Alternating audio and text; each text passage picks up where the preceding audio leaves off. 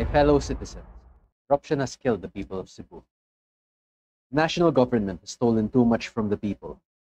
First, it was only money and our national pride, but now we have reached the point where our corrupt politicians are directly taking human lives as well. There is no more hope for the Marcos administration. Our president steals and parties while our citizens suffer and drown, which is why, alongside Mindanao, I will call upon the people of Cebu and the rest of Visayas to join our calls for secession. Instead of having your taxes and natural resources exploited by the elites of the National Capital Region, let us instead create an independent government that truly acts in service to the people.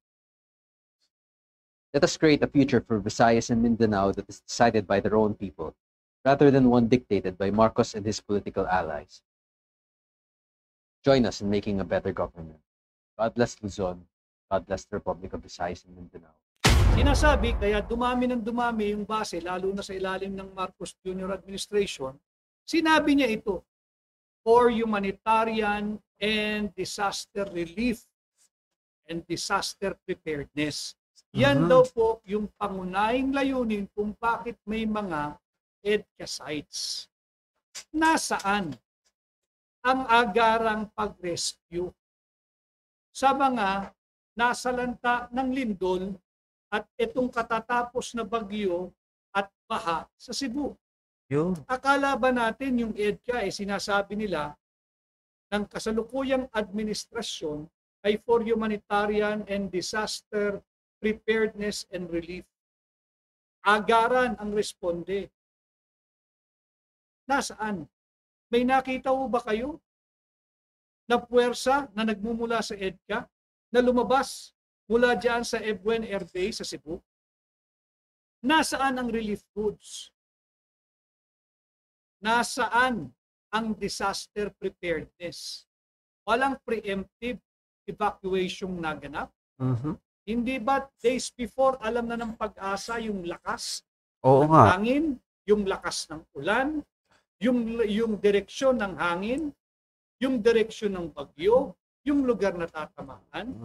Walang preemptive evacuation, walang pre-positioning of relief goods. Kasi kung nangyari yun, hindi aabot sa ganun yung nasawi, ganun karami. Saka yung mga nawawala. At baka may mga naisalba pa silang mga ari-arian kung napaghandaan nila. Walang pre-positioning of heavy equipment para mabilis na malinis at makaresponde yung pagbabalik ng kuryente, pagkukumpuni at paglilinis ng kalsada. Yan po yung sinasabi nila eh. Binibida nila yung kahalagahan ng EDCA. Paano na napasok ang EDCA dito sa bagyo sa Cebu at sa lindol sa Cebu, doon sa hinayabang ni pinuno ng Sandatahang Lakas na in 30 days re-responde ang Amerikano. Ito nga po, nakailan na tayo eh. Lumubog din ang Bicol noon. Walang nangyari. Lumubog ang Metro Manila. Metro Manila na yan, ha? Seat of government, seat of power. Wala naman kayo nakita na puwersang EDCA na tumulong sa disaster preparedness, sa disaster relief, sa evacuation, sa rescue. Ito pa kayang digmaan? Kaya ang tanong natin, kanino tayo makikipagdigma? Sinong bansa ang pinaghahandaan mong tayo ay makikipagdigma? At hindi mo pwedeng sabihin na hindi ka namin pwedeng tanungin. Dahil pag tayo ay napasok sa isang digmaan, hindi lang naman puwersa ng Sandatahang Lakas ang involved. Lahat ng Damay-damay na tayo niyan.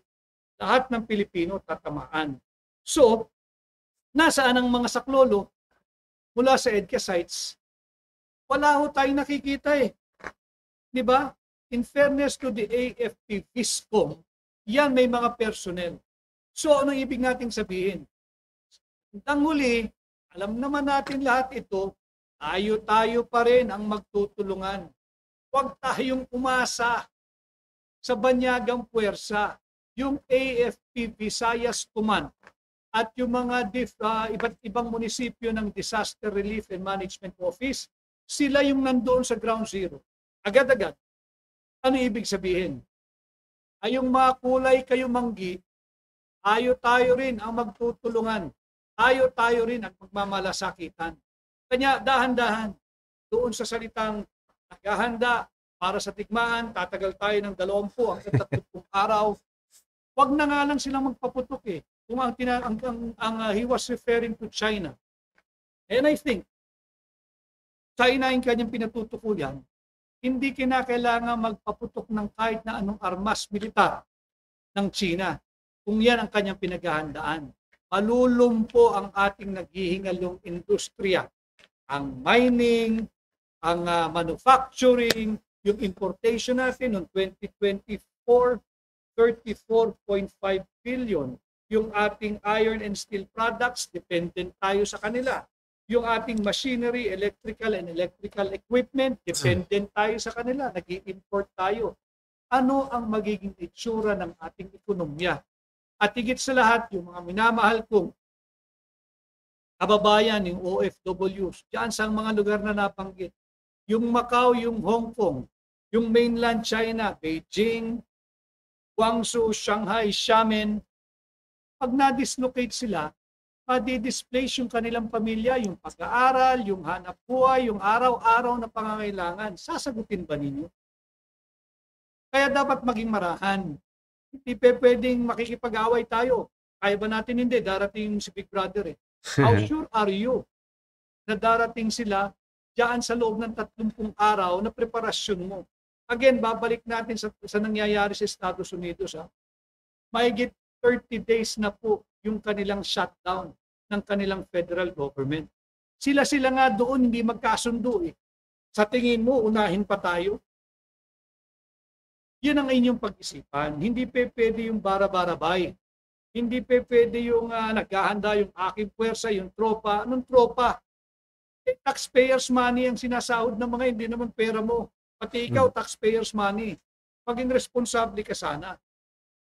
Ngayon nagte-trade niya kanina during the intraday trading, 59 pesos to $1 uli. Balik na naman po yan. And incidentally, ang pagandaan natin, instead na yung pinag-aanda mo 20 to 30 days lang ang survival natin, pagandaan nito, may paparating mo na super typhoon. Category pag pumasok ito at pag hindi po nagbago ng direksyon. Nakakatakot po ito. Hindi pa humalinaw yung sa latest forecast niya. Apparently, fluid pa siya, pwedeng pumasok ng Friday evening na mas nakakatakot kasi gabi or Saturday early morning na mas nakakatakot dahil oras ng tulog nating lahat. Ang lakas daw po nito ay category signal 5, yung super typhoon. At pag siya pumasok sa Philippine Area of Responsibility, tatawagin siyang super typhoon 1 kung hindi po humina. Nakakatakot po ito at ang target ng latest forecast, ulitin ko gumagalaw pa ho ito, damihan pa ho ninyo yung inyong panalangin at dasal, baka sakaling malusaw at mag-iba ng tatahaking direksyon, either Northern Luzon or Central Luzon. Pag Central Luzon, kawawa na naman po. Hindi lang yung mga taga Bulacan, yung buong Central Luzon, pero lalo na yung probinsya, yung lalawigan ng Bulacan, na ginahasa ng mga gahaman sa pera, ninakaw yung pondo ng flood control funds. So pagdasal ho ninyo, kasalukuyan daw pong namata na ito na sa northeastern Mindanao. Sana ho mag-iba ng direksyon, sana po ay hindi tumuloy at sana po'y malusaw. Basahin ko lang po. Si Marlon Pogi, attorney, dapat pwede rin magsampa ng kaso ang alinmang Pilipino. Nagbabayad din naman kami ng buwis. Tama po yung pwede naman po talaga yun. May remedyo po yan sa ilalim ng ating batas. Depende lang po sa nature nung gusto ninyong ikaso. Si Neni Aking ng Sydney, Golda Galvez Kizo ng Qatar, Jenny the Kid ng Davao, Jeffrey Ferrer ng London, si Che G6. Browner doesn't seem to know how ugly war is. I agree with you. Hindi niya alam kung ano yung kanyang pinapangarap. Hindi niya alam kung ano yung kung gaano kagrabe yung kanyang pinaghahanda na magsusurvive lang pa hanggang 30 days ang palakaya natin eh. Dahil may rest back, may saklolo, may rescue darating eh. Itin ko yung EDCA sites primarily, according to this administration, Marcos Jr. administration, the proliferation of EDCA sites or U.S. military bases in our country under the present administration is meant primarily for humanitarian, rescue, relief, and disaster preparedness mission. Ang dami ng disaster ang pumasok sa atin. May nakita ba kayo na tulong mula dyan sa mga EDCA boys at EDCA sites? Kayong mga mahal nating Cebuano, kababayan natin sa Cebu, kapwa natin Pilipino, meron ba nagmula sa Ebuan Air Base? Ang rescue ay yung mula sa sariling atin, yung Armed Forces of the Philippines, DISCOM, at yung iba't ibang munisipyong Disaster Relief and Management Office. Sila ang rumescue. Tayo-tayo pa rin eh. Tayo-tayo pa rin. Wala tayong aasahan. Si Jeros Strokes. Salamat, Attorney Vic, sa walang sawang pakikibaka. Mag-ingat po lagi. Marami din po salamat. Ulitin ko, nais ko lahat kayo ay magabayan. And I hope yung inyong pagsubaybay ay na-enlighten po at napapaliwanagan kayo. Hindi kinakailangan, I'm not soliciting for any of your approval. Your opinion, wala po akong pakialam kung kontra sa aking opinion. Importante, meron tayo pare-parehong paninindigan at kaya natin paglaban hanggang dulo. Sapagkat ito yung ating magiging ambag. Pag naiangat natin yung antas ng pampublikong diskurso, mabawasan yung madalihong mabudol. Kinakailangan armed tayo with proper information. Ano? Kaya natin ginagawa itong ating advokasya na iangat ang antas ng pampublikong diskurso. Si Valerie Nesnas, hi Val, mabuhay ka, bangon Cebu, sabi ni Valerie Nesnas ng Melbourne, Australia. I hope to see you soon again. Si Janice Lasala ng UAE. Shout out Placido Pilosopo. Mabuhay ka Placido. Maraming salamat at lagi ka nakasubaybay.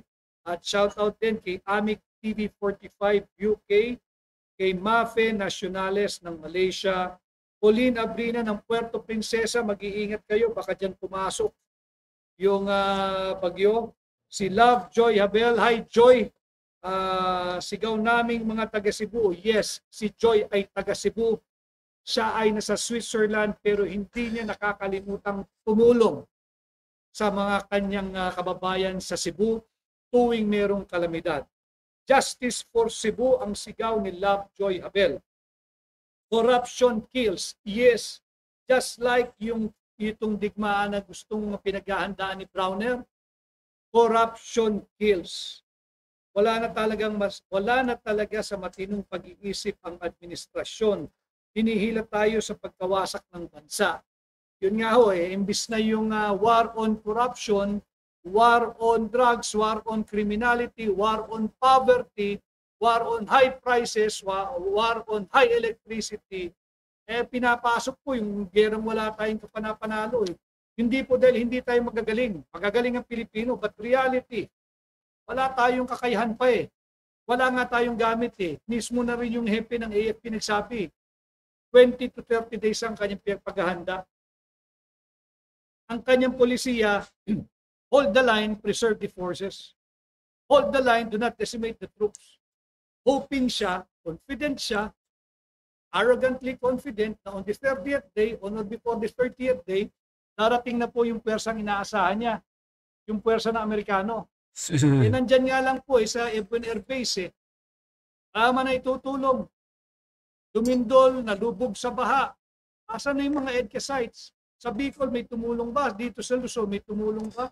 So dahan-dahan tayo dyan sa warmongering or war footing mo. Si Gold Nug M6A, Barcelona, Spain. Si Mila Payangdo, 4468.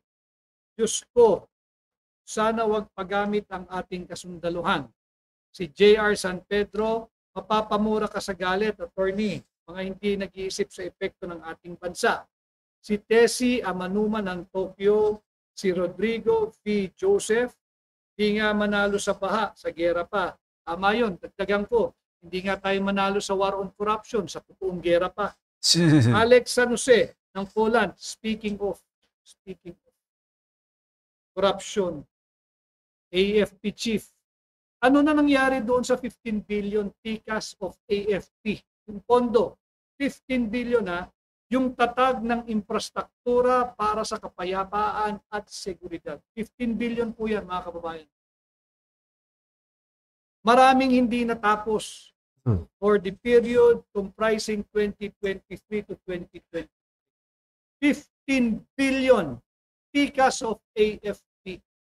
Iyan ang atupagin mo. Labanan mo yung korupsyon sa loob mismo ng sandatahang lakas. Yung 15 billion TCAS of AFP, tatag ng infrastruktura para sa kapayapaan at seguridad. Bago mo pag-insayuhin yung iyong tropa o yung sundalo ng mga Pilipino na pumasok sa isang digmaan, wala naman tayong kapanapanalo, tapos nakaasa ka lang pala sa respac, sa rescue, sa ayuda ng banyaga para tayo'y lalaban. Paano kung hindi dumating? Patay tayo lahat. At yun na nga mga kababayan, hanggang dito na lang po ang ating video. Kung ano man po ang inyong opinion na suggestion sa video ito, ay comment nyo lang po sa baba at ating pag-uusapan. May maging kabahagi po tayong lahat tungo sa pagsulong at pagunlad ng ating pinakamamahal na bansang Pilipinas. Ingat po kayo palagi at maraming salamat.